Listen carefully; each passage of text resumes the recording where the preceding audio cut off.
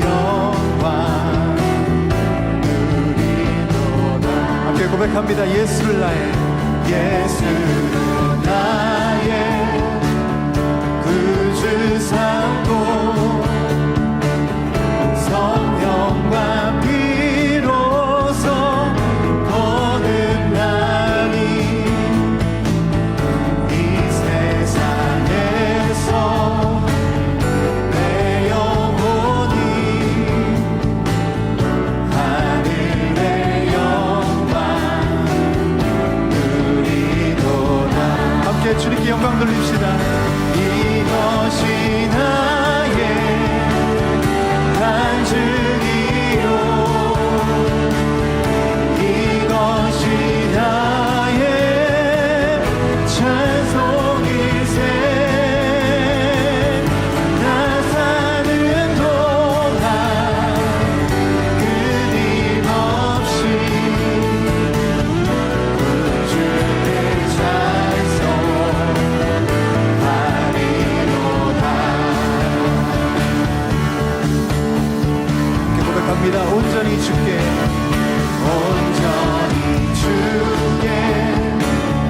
맡긴 내 영 사랑의 음성을 듣는 주의 천사는 왕래하는 것. 우리에게 그런 특권을 주신 줄 믿습니다. 하늘의 영광 보리로다. 주 안의 기쁨 누림으로 주 안의 기쁨 누림으로 마음의 풍랑이 잔잔하니 세상과 나는 우리 삶에 주님의 영광의 흔적만이 남기 원합니다.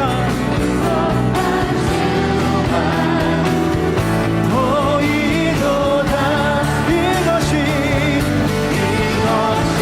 나의 간증이요 이것이 나의 찬송일세. 나 사는 동안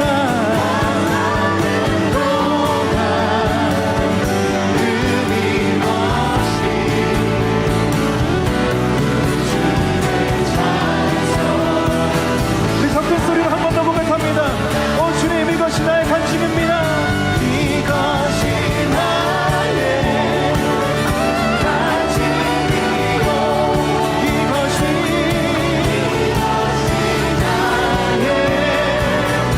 나의 찬송일세.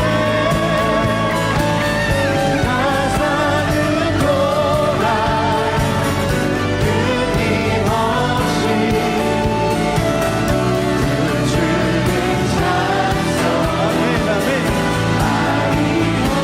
구주를 찬송하리로다. 영원히 주님을 찬양할 것입니다. 영원히 주님을 사랑할 것입니다. 영원히 구주를 찬송하리로다.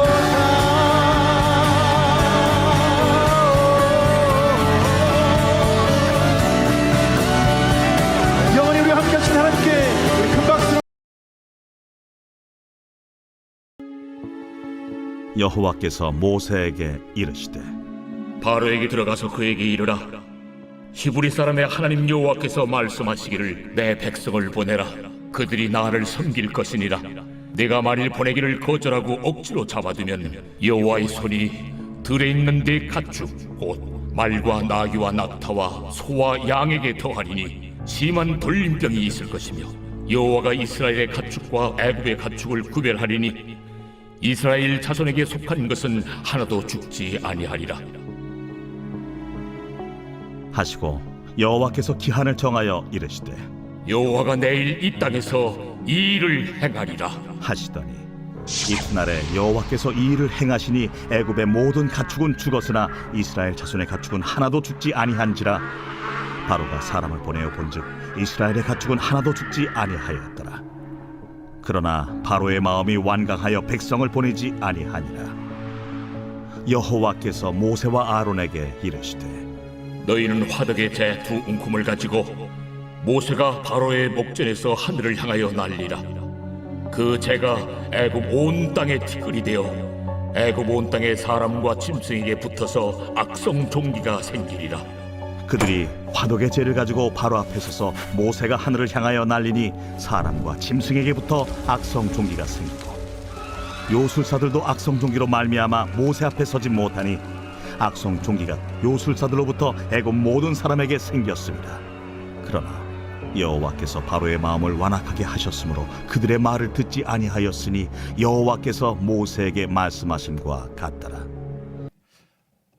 할렐루야. 네, 오늘도 이렇게 영상으로 오후 예배 드리신 여러분들 가운데 하나님의 은혜와 축복이 가득 넘치기를 간절히 바랍니다. 오늘은 약속을 지키지 않은 바로라는 제목으로 말씀 나누도록 하겠습니다. 앞서서 바로가 모세에게 파리떼를 없애주면은 이스라엘 백성들을 보내 하나님께 제사를 드릴 수 있게 하겠다고 타협안을 제시했습니다. 하지만 바로는 그 타협안, 그 약속을 지키지 않았습니다.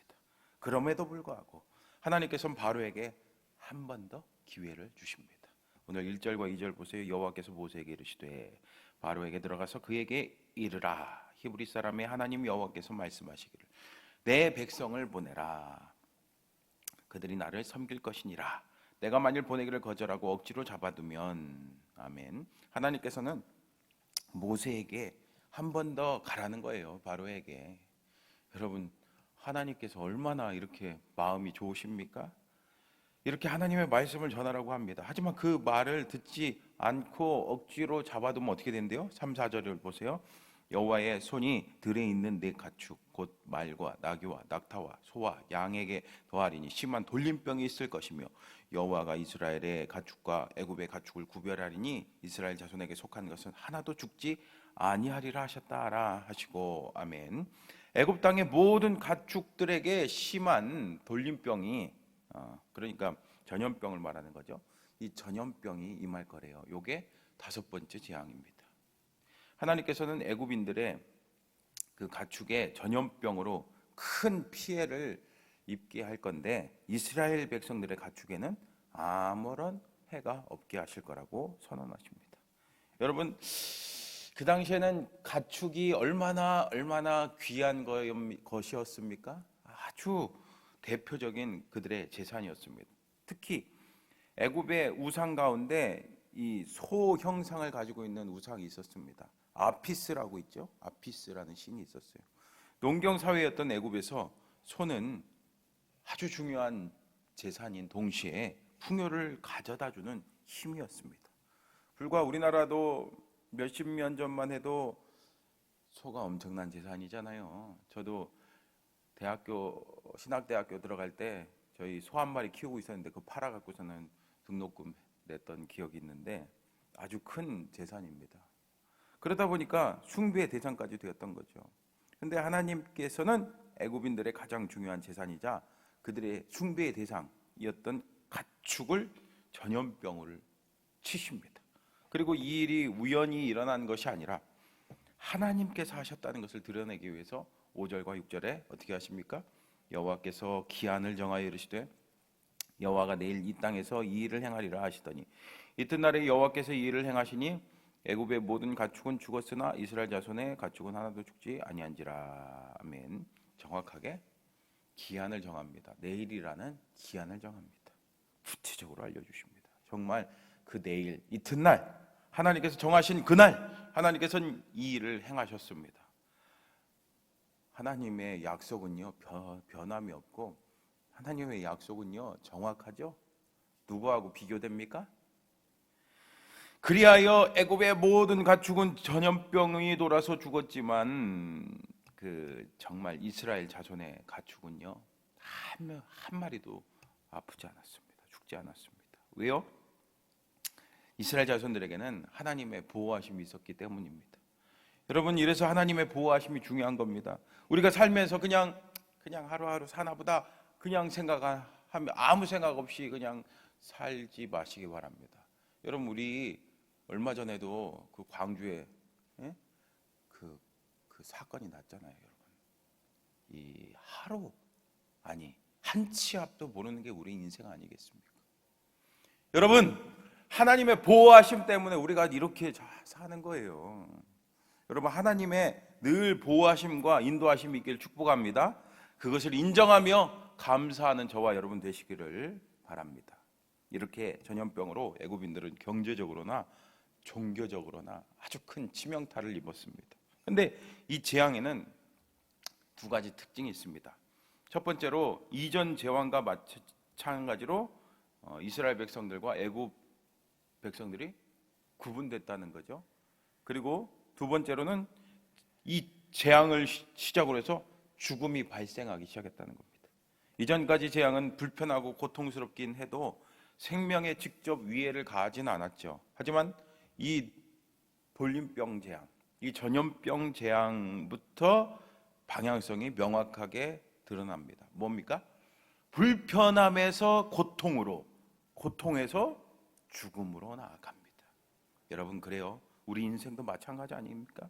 하나님 없는 삶의 방향도 이와 다르지 않습니다. 하나님 없는 삶은 우선 고통이죠. 그리고 결국 죽음을 향해 달려갈 수밖에 없는 거예요.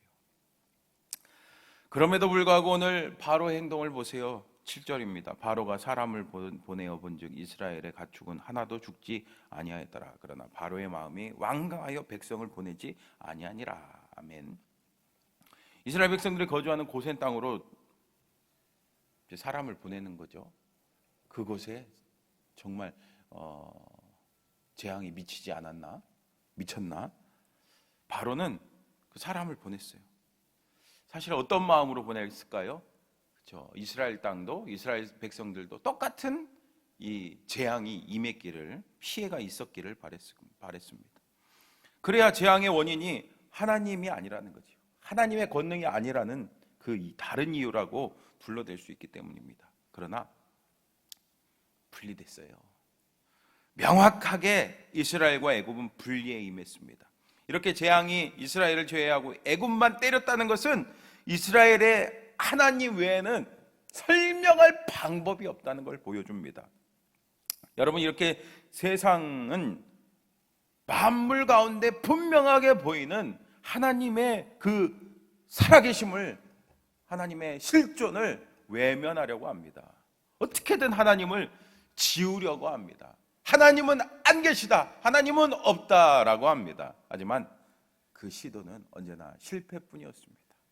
여러분, 하나님은 지금도 살아서 역사하십니다. 이런 재앙에도 불구하고, 또 구별된 재앙을 경험했음에도 불구하고 바로의 마음은 어떻습니까? 아직도 완강합니다. 이런 바로의 마음이 완강함을 보신 하나님은 이제 어떻게 하십니까? 8절에서 9절 보세요. 여호와께서 모세와 아론에게 이르시되 너희는 화덕에 재 두음 굼을 가지고 모세가 바로의 목전에서 하늘을 향하여 날리라. 그 재가 애굽 온 땅에 티끌이 되어 애굽 온 땅의 사람과 짐승에게 붙어서 악성 종기가 생기리라. 그들이 화덕의 재를 가지고 바로 앞에 서서 모세가 하늘을 향하여 날리니 사람과 짐승에게 붙어 악성 종기가 생기고. 아멘. 하나님께서는 이제 모세에게 바로 앞에서 그냥 대놓고 화덕의 재를 두음 굼 공중에 날려서 애굽 온 땅의 사람과 짐승에게 악성 종기가 나게 만들라고 명하십니다. 몇 번째 재앙입니까? 제 6번째 재앙이죠. 화덕은 이스라엘 백성들이 벽돌을 굽기 위해 매일같이 혹독한 노동에 시달렸던 장소였습니다. 그런데 바로는 이제 그 화덕에 재로 발생한 그 악성 종기로 애굽 사람들과 모든 짐승들이 고통당하는 모습을 지켜봐야만 했습니다. 이것은 이스라엘 백성들이 애굽 사람들에게 당한 모든 고통에 대한 보복이 시작되었음을 보여주고 있습니다. 그래서 하나님께서는 애굽인들 가운데서도 특별히 모세와 아론에게 대적했던 그 요술사들 있죠? 그 요술사들로부터 악성 종기로 치셔서 모세 앞에 그들이 다시는 나설 수 없도록 합니다. 11절 보세요. 요술사들도 악성 종기로 말미암아 모세 앞에 서지 못하니 악성 종기가 요술사들로부터 애굽 모든 사람에게 생겼더라. 아멘. 여러분, 이거는 사실 명백한 도발이죠. 어디 감히, 사실 신과 같이 여기는 그 존재가 바로 바로 아니겠습니까? 근데 어디 바로 앞에서 죄를 남깁니까? 참, 간이 배 밖으로 나온 거죠. 하지만 그 모세와 아론과 함께 하시는 분이 누구세요? 그렇죠, 바로 하나님이시거든요. 백이 있거든요. 하나님 백이 있거든요. 그러니까 감히 어떻게 바로가 대항할 수가 없는 거예요. 하늘을 날린 죄를 다시 거둘 방법도, 사람과 가축에게 발생한 그 악성 종기를 치료할 방법도 바로에게는 없습니다. 더군다나 요술사가 그래도 흉내는 냈었는데 이제 요술사조차 설 수 없고 쓰러지게 됐습니다. 여러분, 그래요. 하나님의 능력이 나타나면은요, 그 모든 것들은 순간 다 사라지게 되는 거예요. 바로의 권세를 뒷받침해 줄 사람들이 점점점 사라지고 있잖아요. 게다가 지금까지는 바로의 마음이 완악하여 또는 완악하게 되어라고 하며 모세의 말을 듣지 않았다고 되어 있는데, 이제는 하나님께서 그의 마음도, 그의 완악한 마음도 사용하십니다. 12절 보세요. 그러나 여호와께서 바로의 마음을 완악하게 하셨으므로 그들의 말을 듣지 아니하였으니 여호와께서 모세에게 말씀하신 것 같더라. 아멘. 하나님께서는 바로의 고집을 더 강하게 만드십니다. 그래서 바로는 이 재앙을 받는데도 이 굴복하기를 거부합니다. 하나님께서는 종종 이렇게 악한 사람도 도구로 쓰십니다.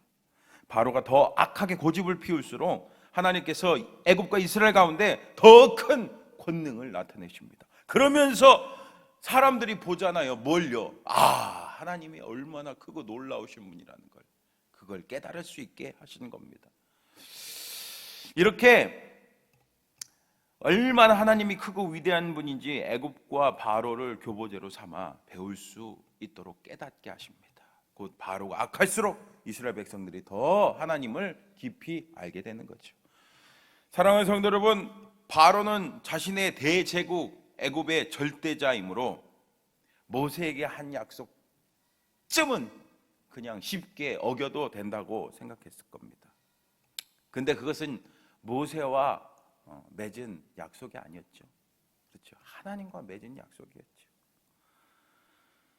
그러나 이런 생각은 바로와 애굽의 엄청난 재앙을 초래했습니다. 세상은 이처럼 하나님 앞에서 교만하고 방자히 행하다가 결국 멸망당합니다. 하나님을 두려워하지 않고 교만히 행하는 자, 바로와 애굽 사람들처럼 심판당할 수밖에 없습니다. 그러므로 여러분, 하나님의 살아계심을 인정하고 하나님의 보호하심을 인정하고 교만하지 마시고 늘 하나님의 말씀에 순종하시고 하나님과의 약속을 지키셔서 하나님께 영광 돌리고 하나님께 쓰임받는 겸손한 자 되시기를 주님의 이름으로 축복합니다. 기도하겠습니다. 하나님 아버지, 은혜를 감사합니다. 우리 참 죽을 수밖에 없는 죄인이지만 그 예수님의 보혈로 우리를 하나님의 자녀 삼아주셔서 감사합니다. 그런데 우리가 하나님의 자녀로서 이 세상 살 때 때로는 그것을 잊어버릴 때도 많이 있습니다. 하나님의 보호하심과 인도하심 없이는 살 수 없는데 그것을 잊어버릴 때가 많습니다. 주님, 불쌍히 여겨주시옵소서.